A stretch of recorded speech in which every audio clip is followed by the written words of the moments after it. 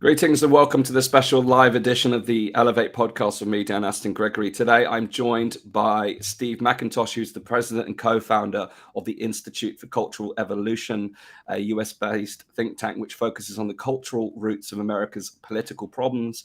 We're here today to discuss the concept of developmental politics and explore how the hyper-partisan world that we're living in can be transformed in order to bring us closer together to work on a shared set of outcomes, given the enormity of the challenges that we're facing right now. I'd like to explore today whether the traditional paradigms of left and right are still relevant in the modern world. Do we need a common political adversary in order for politics to function? Is it possible that society could have a greater chance to prosper if we could collaborate across the political spectrum? And I invite Steve here today because I discovered a fascinating in-depth article looking at the concept of political centrism and why centrism fails and how to overcome hyperpolarization. And it was one of the most insightful articles that I'd read, because for those of you who've been watching recently, I brought on a number of guests to explore the idea of integral politics and how we can start to incorporate all of the different worldviews and some of the best parts of all the different fractions from the left and the right and everything in between. And it's been a very challenging conversation to have, trying to understand how we can move things forward without kind of becoming comfortably numb in the middle as a neutral or a centrist, and therefore attract nobody to our ideas. So we're recording this live, and I'm very excited to take this conversation forward and welcome Steve to the show. Steve, it's a pleasure to have you here with us on the Elevate podcast. Thank you, Dan. It's a pleasure to be with you too. So I'd like to kick off with reference to the original reason I reached out to you, because looking at the idea of political centrism, I've been grappling with the idea of integral politics and how you can take the best of different worldviews and bring them into a kind of political conversation. And I struggle to find the distinction between taking an integral approach that doesn't lead to a kind of centrist point where you are trying to appeal to everyone and therefore attract no one. And I read a very interesting story of a guy called Mark Statin, I think, or Mark Statin, who in the 70s went on a political tour, which is what we're about to do. And I read about the challenges that they had, in the sense that the juice is taken out without the kind of tribalist us versus them, left versus right. And it just, I was asking the question then, do we need a political adversary? And from the content that I'd read from you and some of the material that I'd observed from the videos that you produce and the content around your book, I thought I need to speak to Steve. So I'm very curious to kind of get your elaboration on kind of the difference between, firstly, political centrism and taking an integral view on politics. And I know that we exchanged in our notes prior to this conversation that you take a slightly different view to perhaps some of our guests on the integral approach. So really, really interesting to unpack this with you. Sure. Well, in order to fully explain why the position, the sort of political position, even though it's not a singular position, it kind of moves back and forth without being too squishy. The political perspective of the Institute for Cultural Evolution differs from centrism. At least one way to talk about it at the top level, without explaining, some of the contours of our political philosophy that inform our perspective, is to simply say that as common ground becomes harder and harder to find, right? Certainly, anytime there can be some good faith compromise, some sort of bipartisan cooperation, this is positive. And so we're all for it to the extent that it could happen. But in our current cultural condition, wherein there's, what's known as affective polarization, or basically hate for those who disagree with you politically, there's very little common ground left to be found. So at a top level, the distinction is that we're trying to stake out higher ground, right? In other words, a perspective that's sort of outside and above the political fray, which can appreciate that every one of the major players, every one of the cultural factions that are vying, for control of politics, in America, and to the extent that I can understand it, in the UK as well, that every one of these worldviews have very positive values that are necessary and form a kind of an interdependent internal cultural ecosystem, if you will, and that this ecosystem has grown. Parts of it have evolved and grown, parts of it have not, and that this means that the culture. I'll speak, to the United States, where I live and have some knowledge, that we've become stretched out to the point where we no longer cohere as a governable entity. And of course, this is a troubling and problematic life condition, which could signal the regression to some kind of pre-democratic, pre-modern state, as we see in many parts of the world. That's always, regression is always a possibility.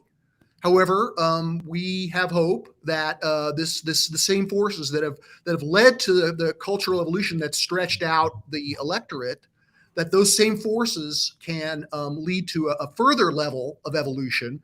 As Herbert Spencer realized in the 1850s before Darwin, that evolution at every level can be understood as proceeding through these steps. First, there's differentiation, and that leads to a higher level of integration. So a higher level of cultural and political integration is what we're seeking. And so we have, it's not just the sort of kumbaya, let's all just come together. I mean, we recognize that many of the important values that we need to carry forward into this synthesis, right, is we have to preserve the conflicts to a degree, but we have to create a container for those conflicts where they can be in a relationship of challenge and support. Right. If it's all challenge and no support, then no agreement is really possible, at least not usually. But we believe that the cultural conflict can be elevated within a larger container, wherein there's still an opportunity for these value systems to contest with each other, to challenge each other, but do so in a way that's constructive and can lead to the kind of political compromises necessary for a functional democracy. Yes, that's a very powerful overview. And there's a couple of threads I'd like to pick up from here. So interestingly enough, we recently ran an event. It was in a kind of festival format, camping, campfires, combination of talks, debates, discussions, plus music, well-being, yoga, etc. And I certainly wouldn't describe it as kind of the kumbaya approach, but there is a certain type of person that will go to a camping style festival event. And we had a very politically diverse crowd. And what was fascinating over the course of that 4 days is that there was that container for that more elevated view on the issues that we're facing. And it enabled us to be able to have powerful, spirited conversations around some of our issues, but to do so with a shared desire to find answers. And I didn't witness one conversation spill over into, I wouldn't even say into debate comes with a heat. There was a really interesting back and forth, but there was as a result, there's a notable absence of people who wouldn't go to be in a field to have that conversation. There was some people there that perhaps were outside of their comfort zone. So creating the context for these types of elevated conversations, I'd like to explore with you. And the other part that I want to look at after that is, how do we find that common ground? Because I read a really interesting article around where there is hope to kind of bring certain political fractions together, where they share a common value of, say, objectivism or what they would describe as rationality, versus other groups that perhaps are more subjective, that have a different lens through which they view the world, and there's some incompatibilities there. So I'd like to address both of those. Perhaps the first part around creating the container for these types of elevated political conversations. Sure. Well, one way of thinking about how to create what we might call a structure of agreement, right? A kind of a place that's where political discussion, cultural discussion can take place, wherein there's a mutual acceptance and a kind of a recognition of a degree of mutual good faith, even though people might be mistaken, right? There's this kind of understanding that you're not the other, that we're in this together. Those are some basic ideas which, although seemingly evident and obvious and attractive, at the level of let's have a positive dialogue about how we can make things better, that the difficulty of creating that kind of framing is created by what we might call the politics of transcendence, or the political significance of a higher cause or sacred calling, right? That this is what galvanizes humans, right? That we have an innate need for both self-interest and greater than self-interest. And so finding a legitimate kind of greater self-interest that we can invest our identity in and hopefully achieve some measure of self-actualization through, that this is a calling for many people. And so as the culture of the Western world has evolved, we've seen a transition from different kinds of notions of transcendence. I mean, I'm using transcendence with a capital T as a kind of an umbrella term to stand for some kind of greater than self-interest. And it can be a secular notion of a greater than self-interest, or one that's charged with more spiritual viewpoint. But nevertheless, this sense of transcendence, it needs to be understood by the different currents of transcendence that are currently vying for cultural and political power, in the United States and increasingly in the UK. And that has to do with the recent emergence over the last 50 years of what we call the progressive postmodern worldview, right? So let me just say like 3 minutes about worldviews, because it sort of underpins this political philosophy that we're advocating. So understanding culture means understanding its development. And culture evolves in many ways. We could some maybe say that its growth doesn't have a structure, that it's more like a sprawling bush of development with no main trunk or obvious tip, that there are forces of growth and forces of decay, right, that are constant. Sometimes one gets the advantage over the other, but they're ever present in a society like ours especially. And so we can see that culture in the Western world, and in really all parts of the world, or most parts of the world, for the last several thousand years, was dominated by the great religious civilizations.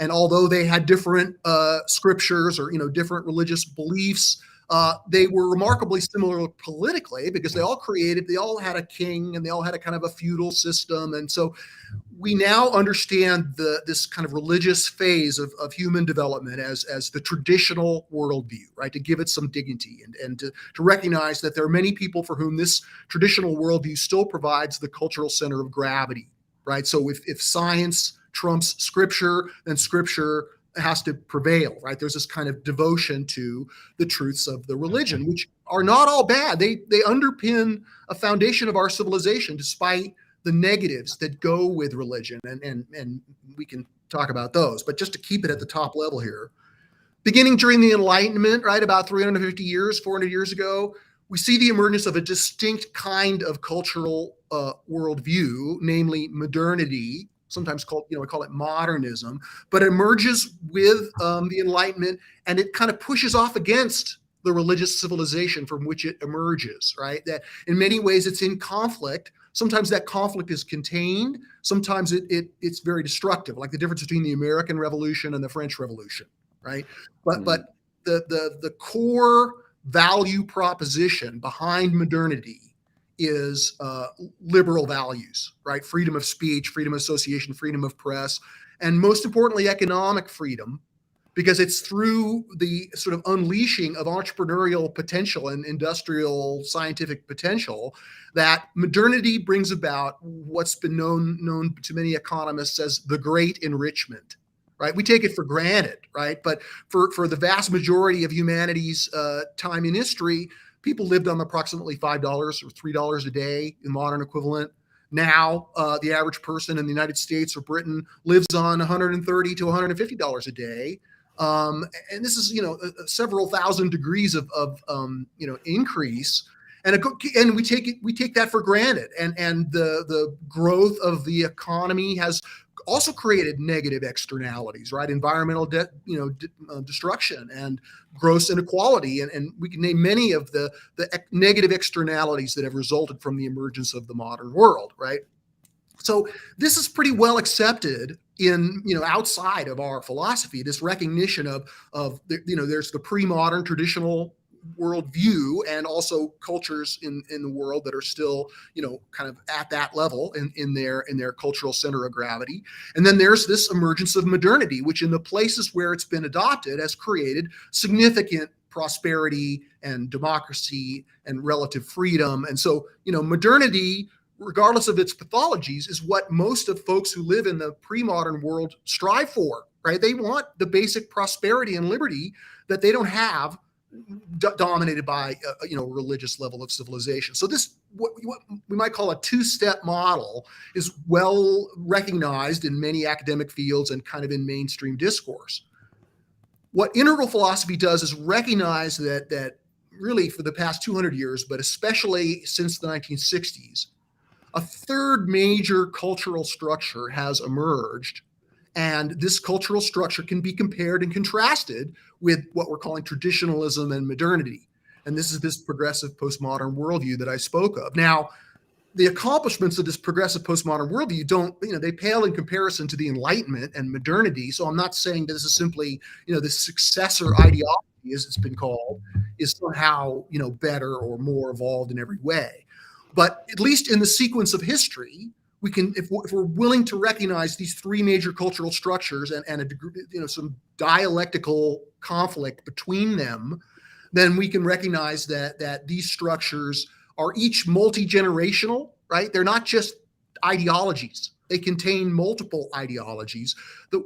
As I argue in my 2020 book, Developmental Politics, worldviews, as I'm defining them, are really the basic units of cultural evolution, right? That how we can understand cultural evolution, because they represent, in a sense, the structure of evolutionary emergence in the realm of human history.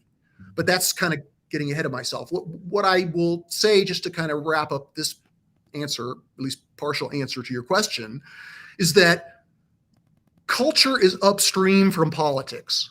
So we see lots of political conflict, and the natural impulse is to just think that this hyperpolarization or the squabbling, the intense animosity, that it's just a matter of politicians behaving badly, that they've been influenced by too much money in politics or other corrupting factors, and that we just need them to step up for the higher good and work together in a cooperative way, right?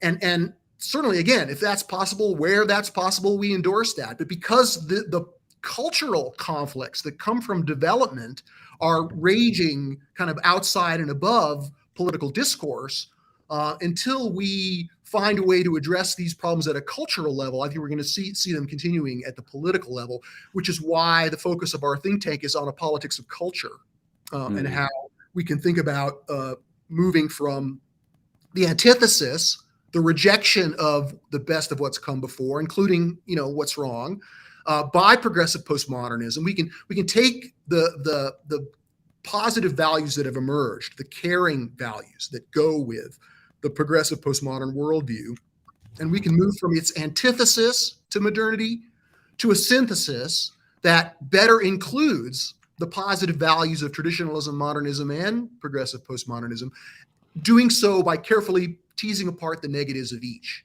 So, I can go on, but let me just Well, I think it's very interesting. One of our viewers has written a comment in the chat that I'll bring up, which kind of illustrates your point around the kind of emergence of postmodernism in the last 50 years and how that's developed. She's written that she was having a discussion with a friend a couple of days ago who said that the leftists have gone so far left that they've fallen off the ledge, and that traditional liberals are now being falsely accused of being far right extremists. So it's trying to make sense of within the context of the emergence of a new worldview or culture, such as progressive postmodernism, and how when that collides with modernity or traditional worldviews, how that synthesis can begin to occur. And within that context, I look at the individual worldviews and wonder, in each case, has the dominant worldview previously reached a point where it reaches an excess, a point of excess, which then culminates in a reactionary response by virtue of a new worldview? So modernity, did it reach an extremity whereby postmodernism emerged? And now is postmodern progressivism, is this culture war an indication that the edges are being reached and that something again will supersede this? Yes, is the short answer. But to explain how I get to that conclusion, I think it's important to recognize that we're recognizing that cultural evolution isn't just an analogy to evolution. It's actually real evolution, but it can't be reduced to biological evolution, right? We're not claiming that the evolution of organisms is exactly the same as the evolution of human history. But since the emergence of humanity, evolution continues, although instead of it being driven by natural selection, it's driven by actual selection. People are trying to improve the human condition. And sometimes those efforts to improve things, stagnate for centuries. And increasingly, we're seeing spurts of emergence where people improve the human condition immensely. So in terms of the understanding the way this development occurs, one of the master patterns of evolutionary development is dialectical development, right? I talked about thesis, antithesis, and synthesis. That's one way of describing it. Another way of thinking about it is like a sailboat. A sailboat can't advance directly into the wind. It has to advance obliquely, right, by tacking against the wind. So if it's going towards a heading, it goes so far, and then it has to course correct, and it kind of goes in the other direction, but at a right, not entirely right angle. It's kind of going back and forth. And that's one way, or like a river meandering in a floodplain, right? It kind of goes so far and then it turns back. That's a very simplistic understanding of how culture develops through this dialectical pattern of a culture emerging with a set of values that correspond to a set of problematic life conditions that are found in that time in history. As those problems begin to be solved, the natural tendency is, because those values are holding the culture together and those values are specific to problems, there's an over-solving, if you will, or a finding of those problems in places where they don't exist. And that's one of the things that begins to bring on the necessary staleness or even pathology that goes with attempts to make the world a better place. You can only get so far before the opportunity to improve things involves tacking the sailboat in the somewhat other direction. And so we see this clearly with the development of modernity and traditionalism, right? Sort of the great religious civilizations inherit a world of warring factions, right? The sort of lack of law and order, lack of civic responsibility, and so very much those problems are reflected in the values of duty and honor and law and order and respect for the family and all of the good values of traditionalism that are still necessary to our civilization, I would argue. But that same kind of container of conformity becomes stifling, and the impulse to improve things breaks out during the Enlightenment with a movement away from the kind of communitarian emphasis of the traditional religions to a more individualistic expression. And there's a sense of transcendence that goes with that, right? So while there's plenty of transcendent aspiration that you can find in all the great world religions, right? A lot of them concerned with salvation or life after death. This sense of transcendence is a strong organizing factor, but again, it can only improve the world so much before this different kind of transcendence. And so with modernity, you see the transcendence recognized through class mobility, right? Through prosperity, through progress in science and technology, through ways that improve the human condition immensely. I mean, scientific medicine by itself is arguably the most significant single factor in the improvement in the human condition in all of humanity's history. And scientific medicine is the byproduct of the individualistic, rational, scientific worldview of modernity, right? And so there's a strong current of transcendence that's tapped into, especially for people who are oppressed or who are otherwise locked in poverty or who are, serfs. So this emerges, it gains major traction, but of course, all this emphasis on individuality and progress begins to create its own negative externalities, as I mentioned, environmental degradation, gross inequality, but perhaps most directly, modernity's proposition of transcendence becomes exhausted quickly, especially for people in the developed world who have all of the gifts of modernity at their disposal. In other words, they're relatively prosperous, they're educated, they live in free democracies that have been that way for centuries. And the idea that what life is about is achieving status and material, that becomes hollow. They look around and say, is this all there is? I need more transcendence. And for some, they go back to a religious notion. But for others, recognizing a kind of transcendence that can reclaim not the modernity's concern for individual advancement, but a more of a collective vision of what's good for all of us, which is this move of progressive postmodernity. It rejects modernity, right? I mean, just like modernity rejected traditionalism with the rallying cry, liberty, equality, and fraternity, right? Which sort of roused people during the French Revolution. Well, in the 60s here in America, a similar kind of emergence was occurring, and the slogan was turn on, tune in, drop out.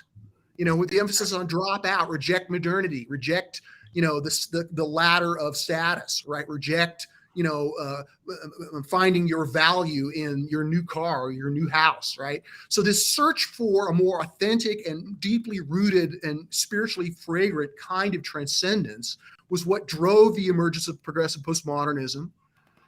And while that continues to supply a sense of higher purpose for many of the millions of people who have that as their cultural center of gravity and identity, there's other ways in which progressive postmodernism has struggled to gain propositions of transcendence that are enduring.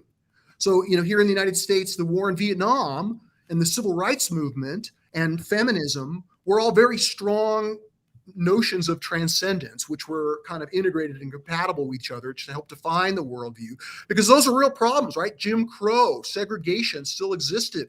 The patriarchy was still oppressive, right? The Vietnam War was a clear expression of the failure of American empire. Those were all very powerfully problematic life conditions, which gave people a thrilling sense of transcendence to be part of the worldview that was going beyond and condemning that, right? And those notions of transcendence still prevail.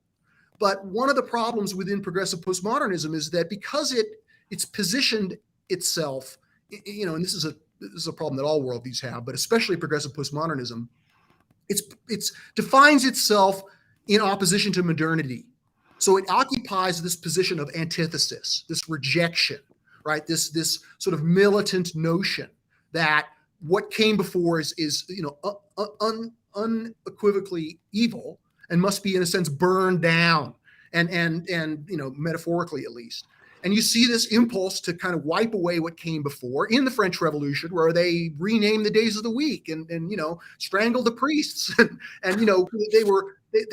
the key lesson of evolution, right? All levels of evolution, is that it builds on what came before. It transcends and it includes.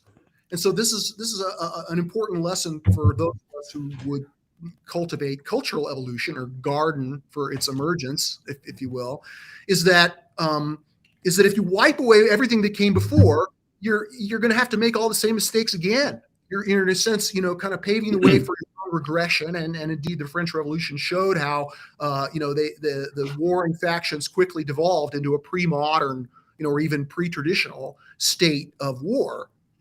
So progressive postmodernism in history, it's been trying to galvanize the population. It's certainly succeeded and has succeeded, especially since Donald Trump was elected. Its evolutionary emergence has been accelerated in some very powerful ways.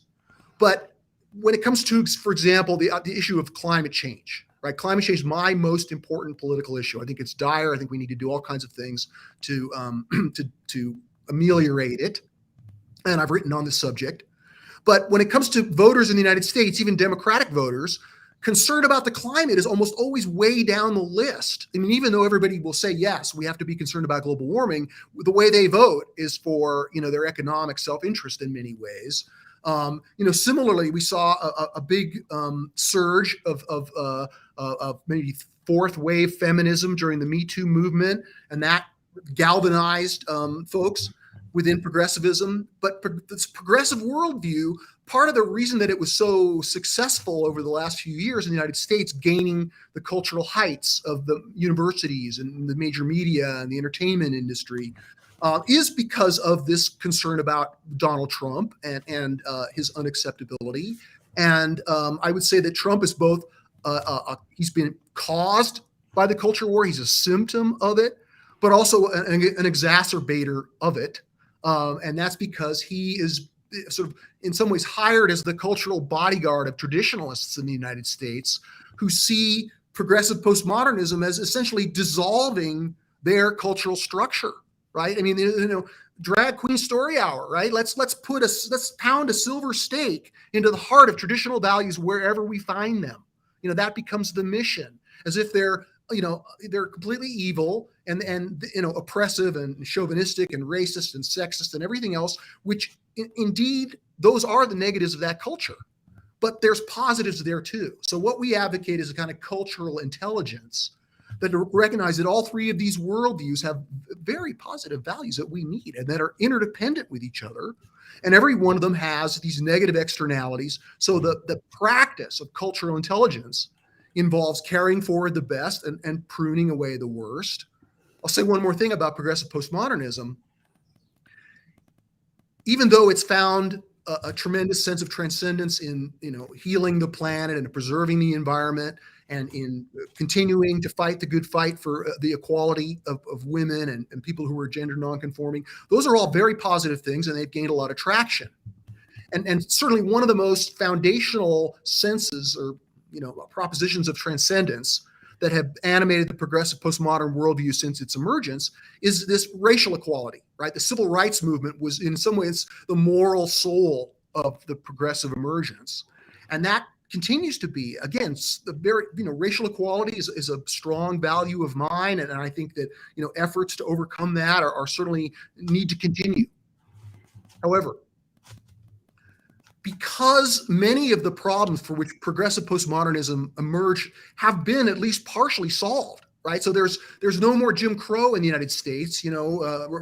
Racism is largely illegal racial discrimination. Not to say that the problem's been solved or that racism doesn't exist, but in its attempt to kind of find a powerful sense of transcendence that can lead to a political ascendancy, this progressive postmodern worldview, as in a sense, they're over-solving, like I said, trying to find, problems that animated their emergence in places they don't necessarily exist, at least not to the degree that they're made out to. So, for example, the idea that America is a white supremacist society and that systemic racism affects every feature and that we're irredeemably racist, and the only way to effectively overcome the racism that remains, that's shot through of our society is to implement, reverse racism, right? Or through massive amounts of preferences in the economy and in the marketplace of ideas based on external characteristics alone.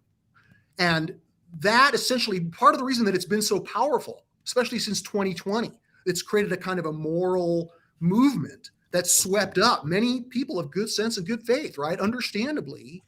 But much of that powerful political sense of transcendence is coming from an ethnocentric level, not a world-centric level. So we see that as these worldviews evolve, it's the movement from a tribally centric worldview where the people across the river are your enemy who must die. One of the things that the great religious civilizations do is that they create a container where the people who could be your brothers are not just your blood kin, but people who share the same religion, right? And that's sometimes called ethnocentric, right? Even though the religion may contain different races or different, nationalities, the non-believers are still the negative other, and that's this ethnocentrism, right? Then with modernity, it becomes more nation-centric, where we can have different religions within the same nation, and there's the beginning of some sense of global humanity. But with progressive postmodernism, a world-centric morality comes on more strongly than ever before, right? It's not just Britons or Americans who are worthy of moral consideration, but everybody in the world. And that, the degradations of colonialism, for example, are judged harshly through this world-centric morality. So the world-centric cultural agreement structure of progressivism is powerful and beautiful in its own way.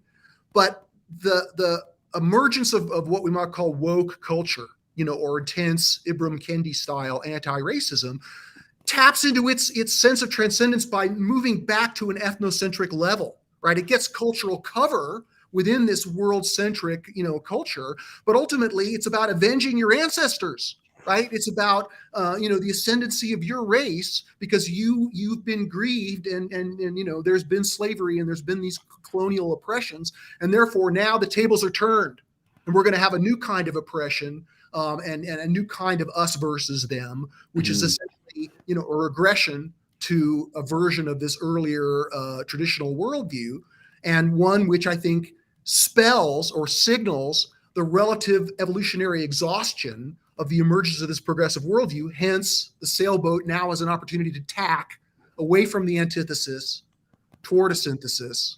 There's more to say, but that's a mouthful. Yeah. I mean, there's so much to unravel here, Steve. I mean, and I also know this is such an important conversation because a lot of people are triggered by this conversation in itself because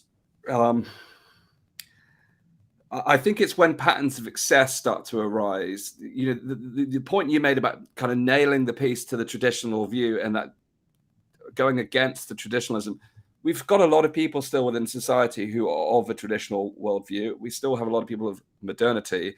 So it's by nature going to rattle the cages, to say the least. But I also wonder the way that some of these things manifest within progressive postmodernism. Woke culture is potentially one of those elements, or I say is one of those elements. It almost takes upon a more religious approach. It becomes very dogmatic, very belief centric. It's certainty of belief, certainty of your kind of moral code, to the detriment of all else. And I always strive to wonder, since the progression from, if we can call it progression, cultural evolution from traditionalism to modernity to postmodernity, whether there still is an unhealed God-shaped hole that is being fulfilled by these approaches whereby people are behaving religiously. Someone in the comments used the term fanatic. These terms were used to describe people of religious extremes, but now it's showing up in a very different way. And going back to the ethnocentric approach that you described, and here's me starting the conversation today thinking, how do we get more people to come together to actually approach the political problems of today, the cost of living crisis? People can't pay their bills, can't feed their children, can't heat their homes. And here we have this culture war blazing full out, where the chances of someone who's deemed to be kind of pushing the progressive postmodernism to the extremes being integrated with someone who comes from a traditionalist modernist view, I struggle to see the hope in trying to bring that close together. I can understand principally, because actually, to give you some context about myself, I grew up with a fond affection for what I witnessed in the 1960s, the Summer of Love. It's always, my sister and I said it was an era that we would love to have lived through. The music, the gatherings. I would have probably indulged in the psychedelics, and the experience of the time felt very revolution. You could see it's a very revolutionary time. It was a time of great change. There was kind of a pushback against the establishment. And I can see all of the benefits of that seed of energy there, but it's grown and grown and grown and grown to be something now that I personally no longer feel that affection for, because of the extremes that it's reached. And even with you going from individual to collectivism, it feels like swings and roundabouts. But the conversation around collectivism right now is a big one, because again, collectivism in its extreme forms, we can look through history to learn some really serious lessons from that.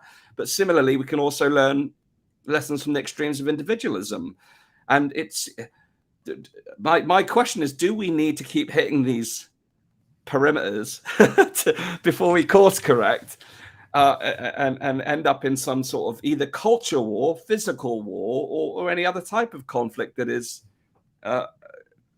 devastating to our society. Is this conflict part of evolution itself?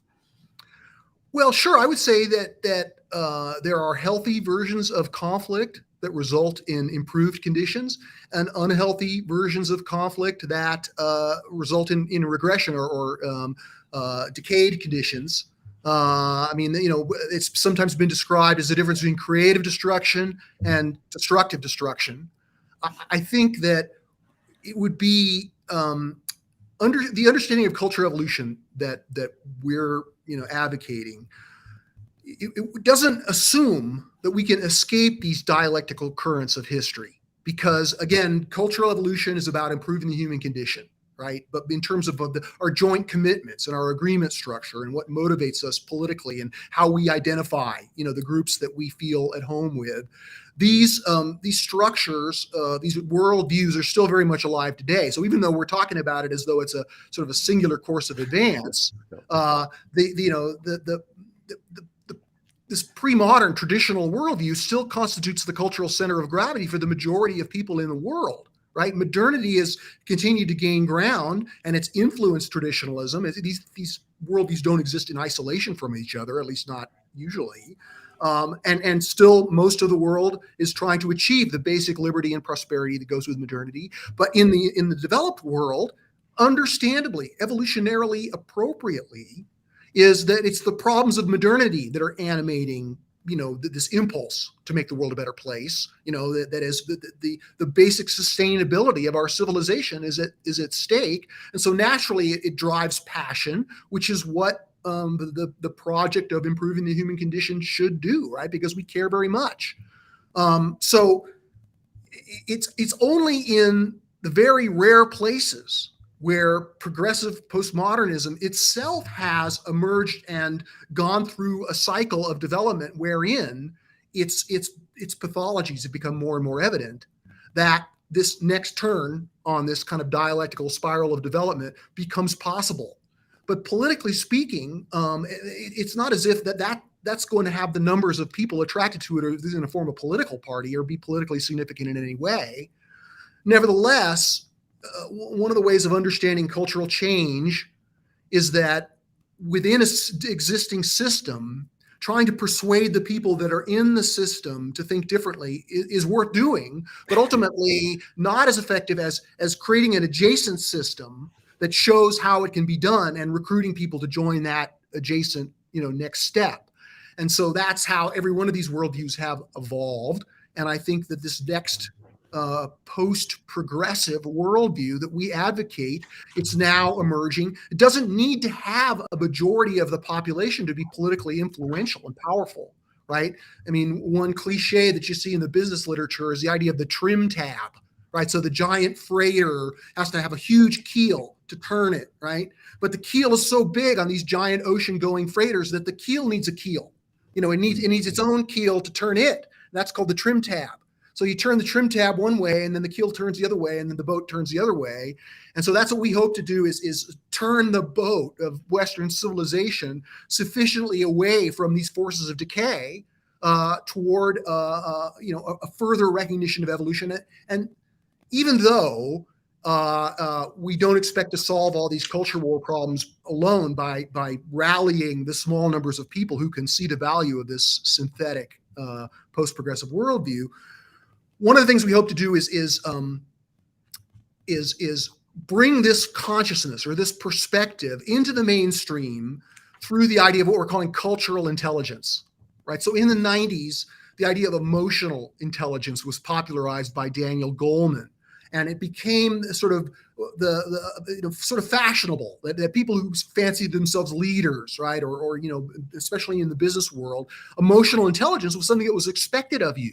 Right. And there were, the classes and how to develop your emotional intelligence, and it became something that's now in the common cultural currency as something that we see people who lack emotional intelligence, and we have a social norm that says that's not ideal. So what we're talking about is a cultural intelligence. Again, it loosely, there's this sort of faddish expansion of intelligences, right, beyond traditional IQ to include every kind of intelligence. And I'm reluctant to embrace that, but we want to try to popularize this way of thinking and seeing. So cultural intelligence is what we've hit on.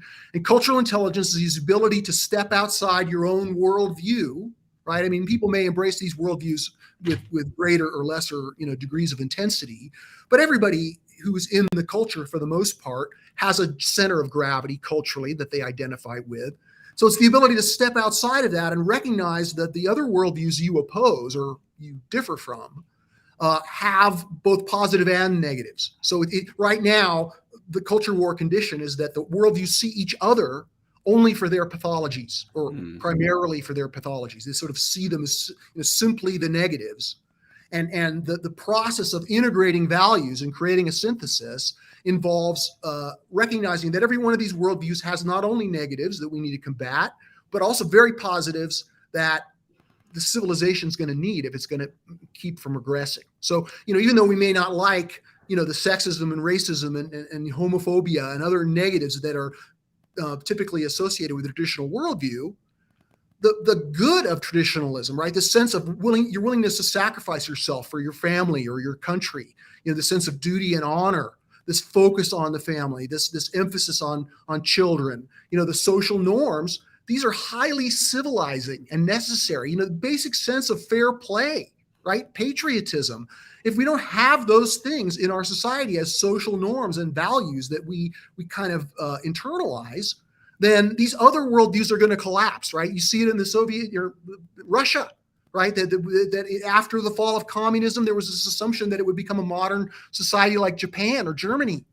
But because of the lack because communism had essentially wiped out much of the cultural authority of the Eastern Orthodox Church, traditional values of fair play were significantly lacking. And so attempts to create modernity collapsed into, pseudo-modernity and pre-traditionalism, sort of a mafia state, and we still see the negative implications of that, with the expansionist program in the Ukraine war. But the point I'm just trying to make is that cultural intelligence is a skill.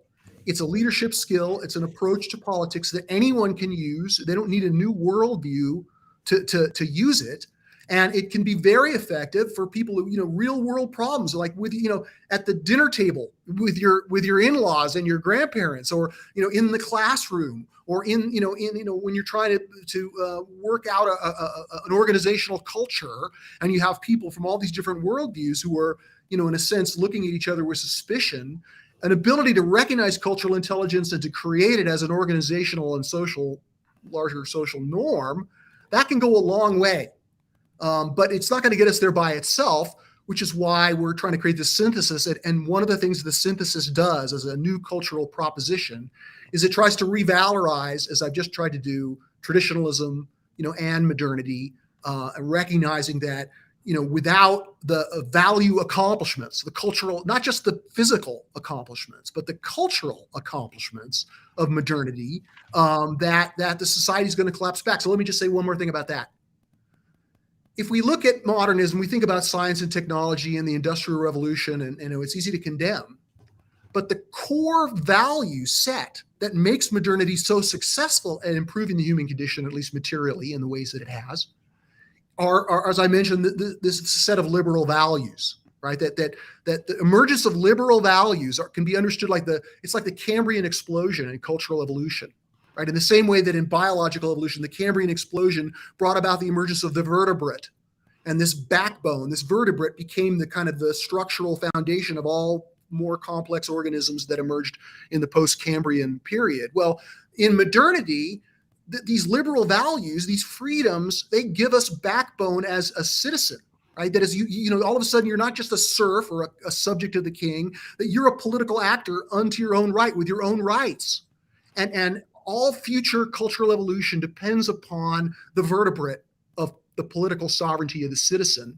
And if you wipe out liberal values, if you become illiberal, if you're either traditional or progressive, sense of improving the world doesn't care about these liberal values, or sees things like free speech as kind of in the way, or subordinate to, diversity, equity, and inclusion, for example, then you're going to be basically wiping out this essential evolutionary accomplishment upon which the ongoing vitality of the progressive postmodern worldview depends, right? Progressive postmodernism as a culture only emerges where there's already a wealthy society that has relative freedoms, right? If it's in a pre-modern society that's a dictatorship, then progressive postmodernism can't get off the ground because modernity's not there as a prerequisite. So again, it's not necessarily a vertical dimension that I'm describing, but we're trying to make the world a better place. There's different ways to do it. We've seen how progressive postmodernism has made the world a better place. It's brought us these caring values that we're going to need going forward, but it's starting to exhaust its potential for improvement. Hegel, right, who we associate this idea of thesis, antithesis, and synthesis, he didn't use those terms maybe once, but he talked about it in terms of an affirmation, its negation, and then the negation of the negation. So the synthesis achieves its advance by partially negating the negation of the antithesis, right? So the negation of progressivism, its rejection of modernity and traditionalism, that's a negation that has got us, moved us beyond this kind of bubble of modernity. Now the next step involves a rejection of the rejection, a negation of progressivism's negation, yes, without negating progressivism or vilifying it completely. Cultural intelligence means we don't have the luxury of doing that. And so those are some of the parameters of the culture we're trying to create. Yes, I think that's very important. I mean, I think the rejection of the rejection is occurring. There's some of the things you mentioned: free speech, freedoms more broadly. When the idea of the greater good is taken to a certain extent, then who determines what the greater good is, and then it's a case of where there's centralized bodies of power that start to make decisions on behalf of citizens, and therefore those freedoms start to get eroded. People's sovereignty starts to disappear. People are really concerned about these things in this day and age. That this is a real issue, and understandably after what we've been through the last couple of years. But we've also seen a rise of more of an authoritarian leadership. The democratic index has reached its lowest point since its inception, and this raises alarm bells. And I'm curious, particularly. I shared about the kind of camp out event that we did, which created the container for this more integral type of conversation. What do you see as you mentioned about kind of an adjacent system where these kind of conversations can occur? Because there has to be. You're not going to have this conversation on Twitter because Twitter is built to polarize and tribalize. So to create a system whereby these developmental conversations can occur, which does begin to, in a very adult fashion. And we've had conversations in the recent weeks. We had Jeremy Lent on asking, do we need to grow up? Are we even capable of these types of integral conversations? Do we need to learn how to be human again in order to be able to enter into a dialogue and respect our differences and actually appreciate some of the energies from which things are coming from, but also recognizes where those limitations are and when it starts to rub against other views? What's your view in terms of how that can occur? What is that adjacent system, and how can that start to progress? Right. Well, there's a lot of things we can do, and then there are, some things that we're doing in the Institute for Cultural Evolution think tank. On the other hand, it's important to recognize that we can't socially engineer our way to a more caring and inclusive society. Part of it involves what you might call grace, right? That emergence in evolution at every level is partially unpredictable. So while we're certainly trying to stake out this new culture, and we have a lot to say about it, and we think that, in some ways the logic is simple, right? So we see modernity, the great fact, the thing that's transformed the world over the last 350 years, and we see something, at least in the timeline of history, whether it's regressive or progressive, we could argue, but we see the emergence of this progressive postmodern worldview, which, even though it's relatively smaller and less accomplished than modernity or not as long-lived as traditionalism, it's illuminating to be able to compare and contrast these worldview structures as worldviews, right? And so the emergence of progressivism,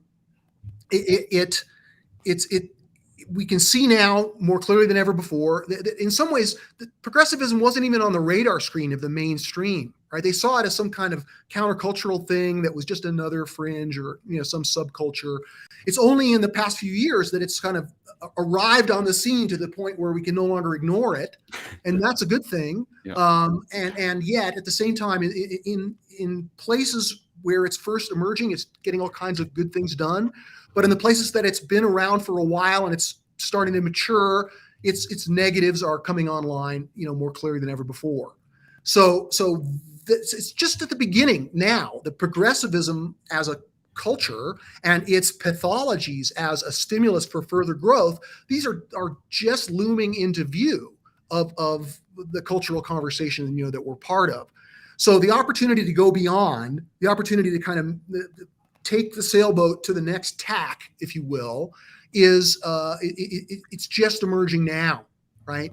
And so we are, trying to raise money. We have, we're trying to put on a conference. We have Zoom groups. We have a variety of websites. We're publishing articles. I'm appearing on podcasts. We're trying to put this way of seeing and thinking on the map, and we hope that people will be attracted to it. But it's not as if we have the illusion that this is going to become a major new political party in the next 2 years. Part of it is we're doing what we can, and there's all kinds of ways to make the world a better place. Indeed, traditionalism is making the world a better place. In many places, modernity is progressive. Each one of these worldviews is still participating in its part in the larger evolution of human consciousness and culture.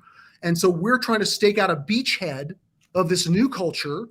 And so it's necessarily small and in terms of our accomplishments, perhaps unimpressive so far, but we nevertheless have confidence and indeed a degree of hope and faith that the Western world's not done, that decay is not its inevitable course, that in the same forces that have brought us this hyperpolarization, namely forces of growth, are not extinguished, and that we can grow further. We can grow into a better version of ourselves, which is part of how we describe the project that we advocate. Steve, I think we were at time, but I've got so many things I'd like to continue to explore with you. How we are. Sure, I have more time if you do. Okay, yeah, I do. Yeah. So okay, I'm gonna have to make this count. So there's a couple of important issues with this idea of post-progressive world. And this was also something that was raised in your article that led to me reaching out to you. And it spoke into the environmental piece around how at present, any climate discussion is the kind of right side of politics, or the traditional view is largely absent, and that's causing a problem. And that's something I've personally observed, because the reality is when it comes to issues that infect all inhabitants of a planet, it does require all of us to pay attention. But the way in which the approach is currently being undertaken is causing further divide. And I think that is another issue that's really, really, really important, because the people I know who are more traditionally conservative or Republican, right side of politics, or more traditionalist, I haven't met any one of them that doesn't care about nature or the planet that they live on. But the way in which other worldviews go about approaching climate change is what grates against them. And therefore, they check out of the conversation. They get some of them get labeled as deniers, or I'm not saying there aren't deniers out there, but the conversation, and I've seen it through the COVID conversation, and the rational debate gets diluted by the kind of politicization of an issue, whereby unless we actually get to a point where we can truly integrate these different worldviews into any political subject, I think we're going to end up stuck, and it's going to end up creating greater conflict. And what I've observed with looking at the kind of more conservative view on other world issues is that they bring kind of an economic pragmatism to conversations that looks at costs and benefits at a level that perhaps the more enigmatic kind of energized, passionate sides of the debate don't necessarily often see. I'm not saying they don't see, but it's almost, in my mind, if I was to reduce it down, and I don't like reduce things down, but if I was to reduce it down to kind of objective versus subjective, you get subjectivism that kind of can show up in that kind of dogmatic view that we talked about earlier on. But then on the objective side, the scrutiny that then comes from, okay, well, let's really understand the data. Let's really understand, if we do X, what's the current implication? What's the impact on the entire system? What's the second order consequences? My personal experience of the climate movement in the UK is that objective side of the discussion. I'm not saying it's completely absent, but it's largely overruled by this completely enigmatic kind of alarmism, hysteria, which all may be valid, but we can't actually get to the point where it can be tested, because anyone that does come up with a set of questions around the current reality, it's just they're dismissed, they're smeared, they're shut down.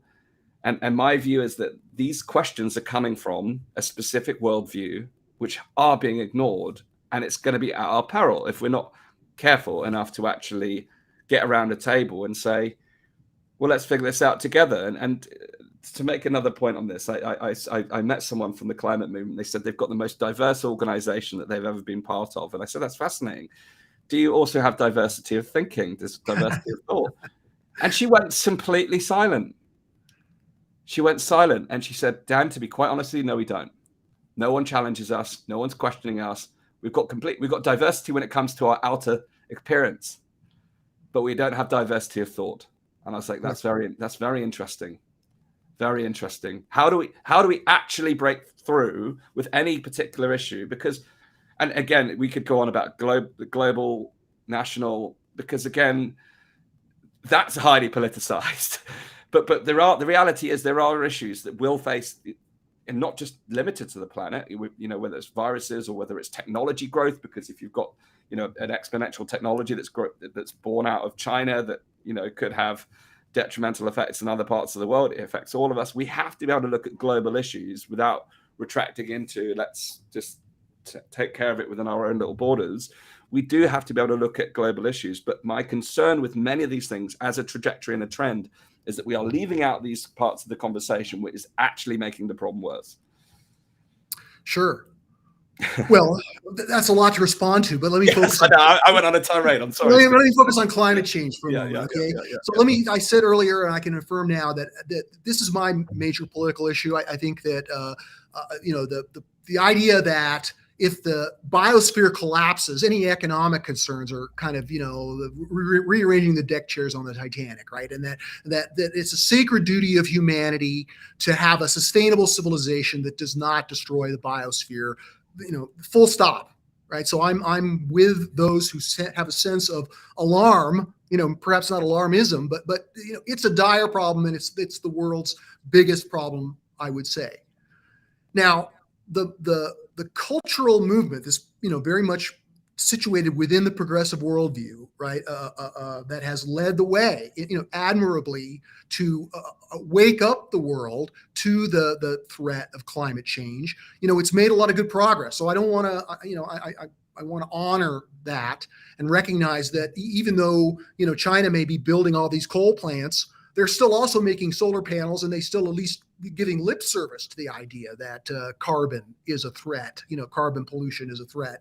So there are good things happening, but I think I agree with the, progressive environmentalists that it's not happening fast enough, and that, this is really a dire problem that people need to wake up to, and we need to build political will around that.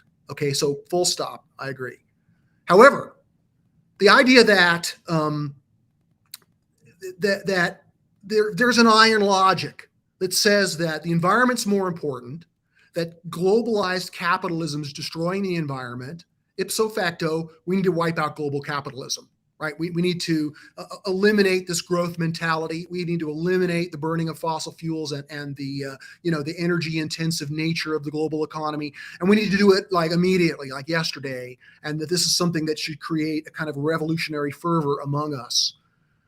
The trouble with that is that it's highly energized by the underlying telos, if you will, or the sort of the higher cause of so many progressive movements or causes is to overthrow modernity itself, right? So, modernity is the evil. Overthrowing capitalism, overthrowing modernity is sort of deeply rooted in the veins of progressivism. And so naturally, climate change becomes hijacked, I'll say it strongly, by those who want to overthrow capitalism, somebody like Naomi Klein, right? This changes everything. We now know that global warming is the ultimate I told you so for capitalism, and we need to wipe out capitalism.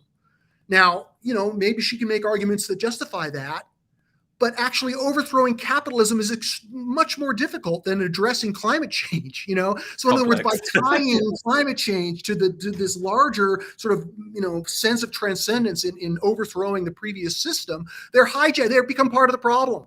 They become like a cork in the bottle that people resist climate change, not because they don't care about the environment, but because they don't want to see Western civilization overthrown by, the zealots who really that's their goal. Climate change is just a convenient excuse to forward that goal. Now that's perhaps overstating it. No, but I know a lot of people who feel that way, Yeah, sure. It's true. Right, yeah. And so, but if we recognize that, look, even though I'll speak as an American, the United States has pumped more carbon pollution into the atmosphere than any other country. And we certainly have a huge moral responsibility to the world to lead the way in overcoming, climate destruction, right? So I'm thoroughly behind that. But also the realist in me says, the United States is responsible for somewhere between 10 and 13% of the global carbon at the moment. And so even if we were to completely shut off every oil burning fossil fuel vehicle and every system that we have that burns fossil fuels, that would not reverse global warming. And yet it's sold in the United States as though it's a domestic issue, that all we have to do is pass this legislation and we will have solved climate change, even while all these other countries are doubling down on coal plants and taking advantage of cheaper energy, right? So that sense of competition, nationalistic competition, climate change ought to help us transcend that and realize that, again, if the biosphere collapses, the countries will collapse along with it, right? The entire civilization will go back to a, pre-nation state form of organization. So it's a dire, wicked problem.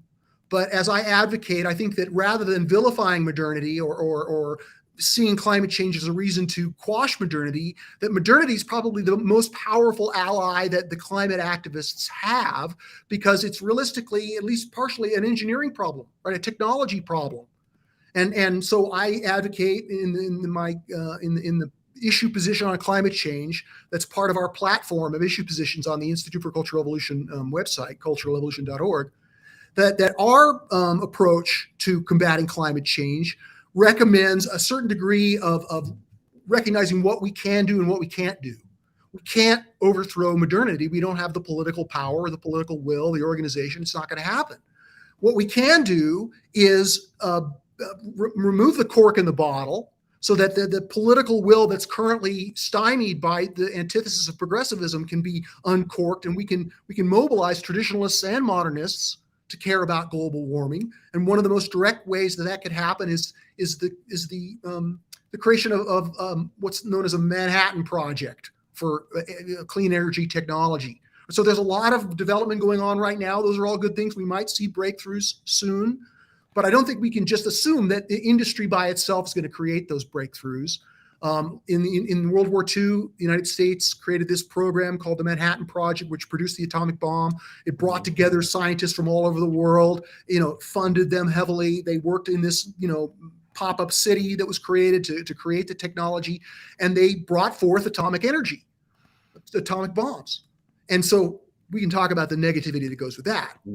But a similar kind of mobilization that's imbued with a sense of patriotic urgency that characterized, the technological breakthroughs achieved by the Manhattan Project, that's something that we can do that doesn't involve wiping out modernity. And it means harnessing the power of modernity to solve this problem and find a way to replace the energy that's needed for people to have the kind of lifestyles that they've become accustomed to for the most part, even while, we embrace sustainability and that we forward social norms that get people to burn less fossil fuels. Those are all good, but that's not a program that's up to the task, because people have to develop into a progressive postmodern consciousness to really be able to adopt those social norms. We can't wait for that to happen. It's too urgent.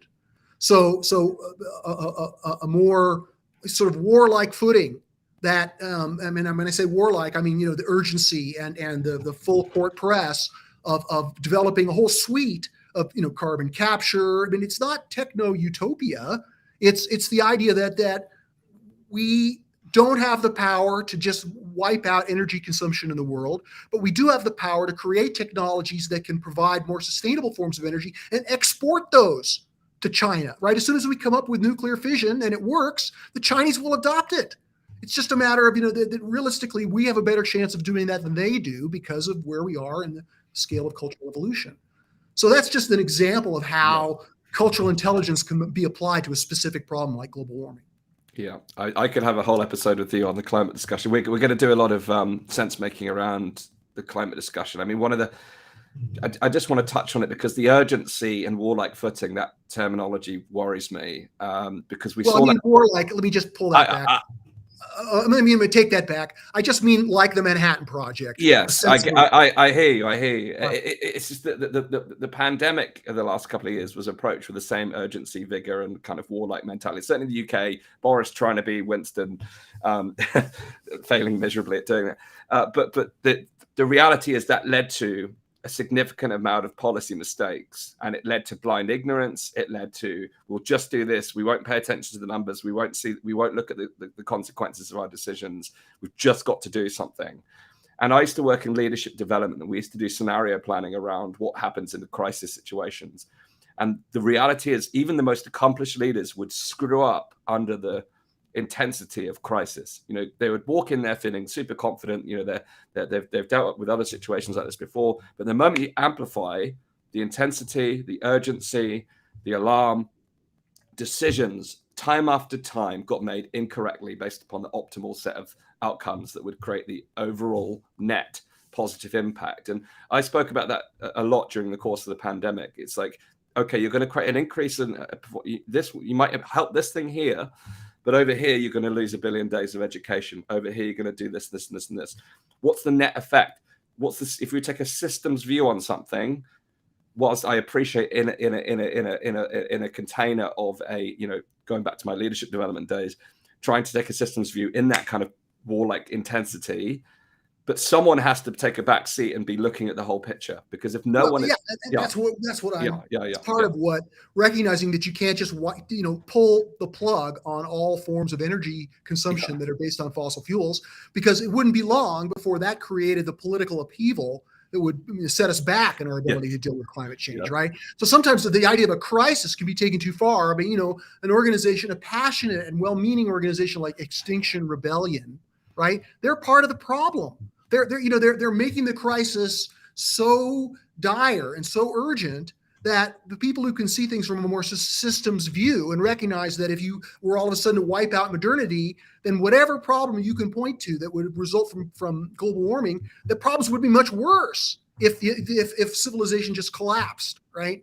So again, I use crisis and to echo your point, within a more systemic understanding that recognizes that modernity is a very important achievement, and whether we like it or not, it's here to stay to a degree. We just don't have the political power to wipe it out, regardless of how much the world warms. And you may say, well, if the Gulf Stream collapses or that's going to do it for us. And so that's a level of, you got to get the urgency right. It's highly urgent, but it's not so urgent that it justifies, wiping out modernity. Yes, but also if you do wipe out modernity, that's kind of been responsible for this innovation and technological growth, which may in itself be useful to the problem. Highly necessary. So the last thing I want to land on, and this has been a great discussion. We've had 3 discussions now on integral thinking. And we had Jeff Salzman on recently, and one of our audience asked,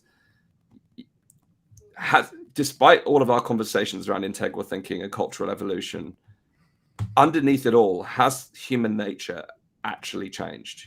Are we still, is the cultural zigzagging just zigzagging over the same human characteristics of envy, greed, power hungriness, laziness, hatred on one side versus kind of caring, love, compassion, wonder, beauty, or on the other.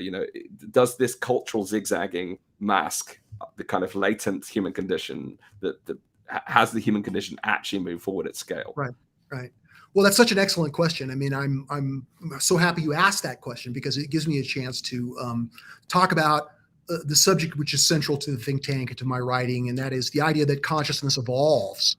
Now, within especially conservative circles, there's a pushback against the idea that human nature evolves, because it sort of taps into this idea of the perfectibility of man, and there's all kinds of reasons whereby it's naive and utopian and ultimately destructive to think that humans can be perfected, or that it's just a matter of creating the right system and that humans will be, completely altruistic.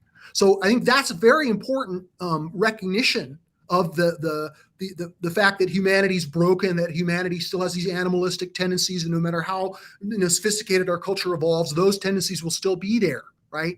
So that's actually true, and I want to acknowledge that's a cornerstone of conservative thinking, which has a lot of truth to it.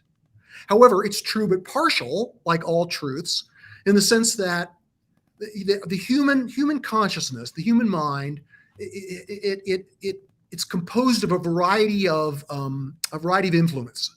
So part of the influence of our mind is from below, from our biological origins, right? And a lot of that is influenced by evolutionary psychology, right? The things that make us selfish, or the things that make us enamored with celebrities, or all of these things, according to evolutionary psychology, are adaptive for gene survival that have been kind of inculcated as we have evolved from primates.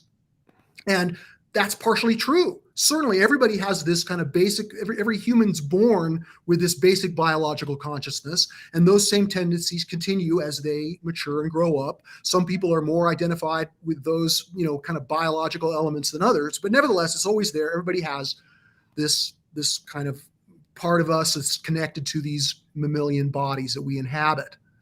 But in addition to this influence from below, that part of human nature doesn't change, or at least it waits until our brains have evolved, and our brains haven't evolved in the last 40,000 years, at least, not appreciably. There's another kind of influence on human consciousness, and that comes from culture, right? So, biology from below, culture from above. And culture does evolve, as we've talked about, from tribal-centric to, ethnocentric to nation-centric to world-centric. And although those cultures still have all kinds of pathologies, and it's not an upward escalator to the good, there's nevertheless, I would say, an appreciable development in human culture, and it's brought about some major improvements of the human condition.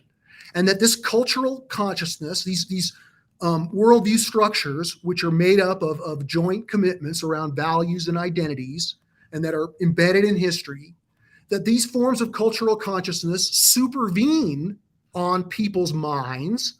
And so they might ascribe to social norms that don't involve, winner take all or dog eat dog, right? Even though they still have biological consciousness that may pull them in those selfish directions occasionally. Again, that part can never be perfected because it's the same biology.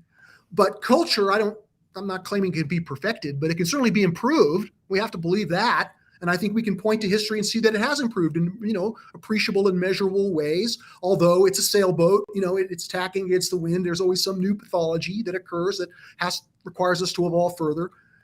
In between these monolithic influences, in between the influences of our culture from above and the influence of our biology from below, I believe and write and argue that there's this tiny opening in between that is our volition, our intentionality, our human freedom, and that as our consciousness evolves, that free will expands, right? That was one of the insights of Abraham Maslow, is that as humans become more self-actualized, they become more free.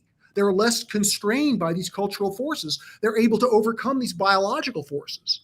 And so in this way, we can say that in some ways, human consciousness does evolve. In other ways, it doesn't evolve. And it's important to be able to recognize both of these things that are true at the same time if we want to improve the human condition, because it's all about evolving consciousness, at least evolving our culture and evolving consciousness along with it, because in some ways, every human problem can be recognized at least partially as a problem of consciousness.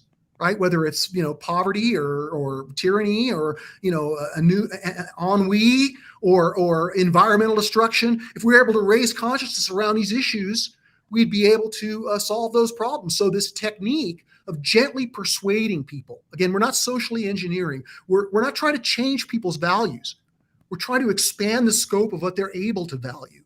And that's one way of understanding the meaning of the evolution of consciousness. Yeah, I mean, we're certainly on the same page here. I mean, underpinning the real premise of Elevate, the brand, is about elevating human consciousness. That's really at the heart of it. That's really, and you can see it on the micro level within individual families. I've got friends that have been through different growth experiences, and it creates a different family culture. It creates a different set of family values. It creates a different set of characteristics within the home. If you can see it in the micro level, you can see it in the macro. But I've also seen it, the regression of consciousness in the same environment where there's been a negative experience and it's created a regression in consciousness. And the same, I believe, is also true in the macro environment. But I think we can create the opportunities for us to elevate our consciousness. And that does, yes, I totally agree with you. It's not a social engineering approach. That's again, that for me would be a very scary prospect. But I think it's about having a cultural conversation about the kind of state of the world we want to live in, and that would enable individual society and the planet and all its inhabitants to flourish. What would it take to achieve that? And that for me is what I get most excited about with Elevate is looking at how we can move towards that. And that's why I'm so keen on looking at Integral and how we can create the containers. It's very hard. I mean, even in these podcasts, just having conversations that bring guests that have different viewpoints, different worldviews, just looking, there's this notion of audience capture whereby the host has to continue to conform to the views of their audience. And I refuse to fall into that trap. I just want to explore my own curiosities and look for different ways that we can actually elevate humanity. That's why we've called the brand Elevate. And that requires us to have difficult but important conversations so that we can learn more about the human condition. We can learn more about our culture. We can learn more about the conditions of the world that we're facing, ultimately so that we can find solutions and that we can build bridges amongst us so that we can collaborate and we can find ways ahead together, because ultimately the magnitude of the change that we are looking towards in the future is going to require a lot more than a few of us on a podcast. We're going to start somewhere. Yeah, we're going to start somewhere. Yeah, we have. Commend your mission and your expression of it. Likewise. And thank you, Steve. I appreciate you going the extra mile with us today, the extra distance, the extra time. This has been a fascinating conversation. And thanks again for being here with us on the Elevate podcast. For those of you who have just joined us, this is Steve McIntosh. You can find his work at culturalevolution.org. His think tank. He's also the author of Developmental Politics, How America Can Grow into a Better Version of Itself. And your own personal website, Steve, you also have stevemcintosh.com as well, isn't that right?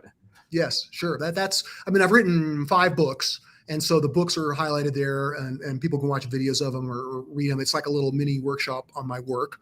But the place that I want people to go first is to culturalevolution.org to see the work of the think tank, and its political magazine, developmentalist.org. The Developmentalist is where a lot of the senior fellows of the think tank publish, and where many of the simplifications. We've tried to make this as simple and easy to understand as possible, even though it opens up into this rather robust political philosophy.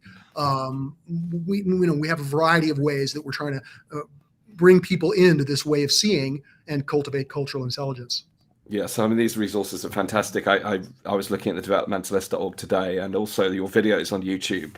The short videos that break down some of these concepts are really valuable. So I encourage our audience who'd like to find out more about our conversation today. There's a whole ream of resources available to you. So Steve, thank you so much for being here. Thanks for the work you're doing in the world, and really appreciate you taking the extra time with us to extend our conversation.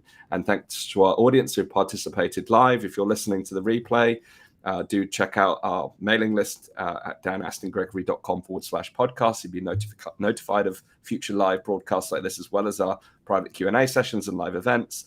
We want to make sure you don't miss a beat on the podcast. So thanks again to Steve. Thanks to our audience. My name is Dan Astin-Gregory. This is the Elevate Podcast. I'll see you on our next episode of the Elevate Podcast. Thanks again, Dan. Best wishes.